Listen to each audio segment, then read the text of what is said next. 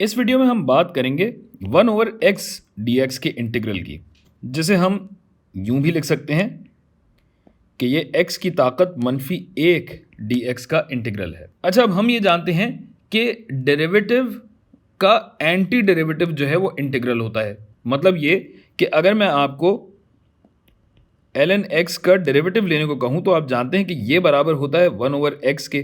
तो इस हिसाब से तो ये इंटीग्रल आना चाहिए ln x, और जाहिर है चूंकि ये गैर मखसूस है तो इसमें +c हम लगा देंगे। अच्छा, यहाँ पे थोड़ी सी पेचीदगी है जिसकी तरफ मैं आपकी तवज्जो दिलाना चाहता हूँ। देखिए भाई, ये जो फंक्शन है यहाँ पे x बस सिफर ना हो, उसके अलावा हर रियल x पे, हर असल x पे ये फंक्शन तो डिफाइंड होगा, ये फंक्शन कोई कदर रखता होगा। और ln x +c की अगर आप बात करें तो ये तो सिर्फ और सिर्फ मुस्बत x के लिए होता है। तो क्या ये इंटीग्रेशन दुरुस्त होगी या नहीं होगी? जाहिर सी बात है दुरुस्त नहीं हो सकती, क्योंकि डोमेन जो है वो तो मिलने चाहिए ना। हाँ, लेकिन अब अगर मैं बात करूं ln मॉड्यूलस x की तो कहानी थोड़ी सी अलग होती है। ln मॉड्यूलस x का डेरिवेटिव क्या होगा, ये देखने के लिए हम ln मॉड्यूलस x का ग्राफ बना के देखते हैं। देखिए भाई, y = ln x की शक्ल तो ऐसी होती है, और अगर मैं मॉड्यूलस x की बात करूं तो मॉड्यूलस x का मतलब ये है कि x की जो मनफी कदरें हैं उनको भी मैं शामिल कर रहा हूं। जो मनफी कदरें हैं वो मुस्बत हो जाएंगी, और वही जो मुस्बत कदरें यहां मौजूद हैं ये आईने की तरह रिफ्लेक्ट होकर यहां भी वही कदरें बनेंगी, बस ये कि x की मनफी वैल्यूज होंगी, यहां पे मनफी कदरें होंगी। और अब मैं ये जानता हूं कि अगर y = ln x का मैं डेरिवेटिव लेता हूं, डिफरेंशिएट अगर मैं इसको करता हूं, तो डेरिवेटिव या डिफरेंशियल आपका इस तरीके से बनता है कि आपके पास कुछ इस टाइप का ग्राफ आता है जो कि y = 1/x की शक्ल रखता है, 1/x।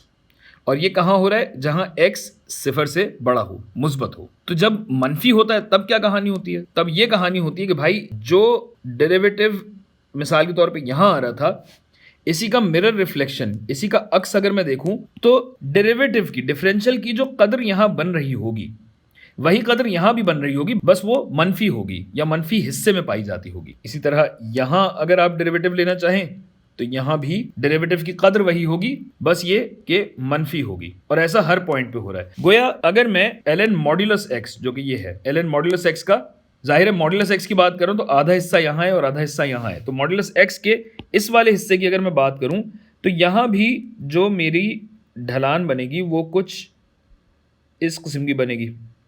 थोड़ा सा हिल गया, माजरत, बात आप समझ चुके हैं, लेकिन ये कुछ यूं आएगा। गोया यहां तो हम देख सकते हैं कि जहां x हमारा मुस्बत है वहां ln mod x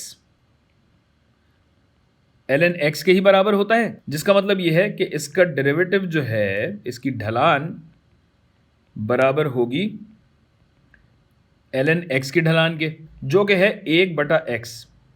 और 1/x यहां है तो 1/x यहां भी ढलान होगी। यानी बात यह है कि अगर मैं डेरिवेटिव ले रहा हूं ln mod x का, तो ये यकीनन डोमेन रखता है सिफर के अलावा हर जगह।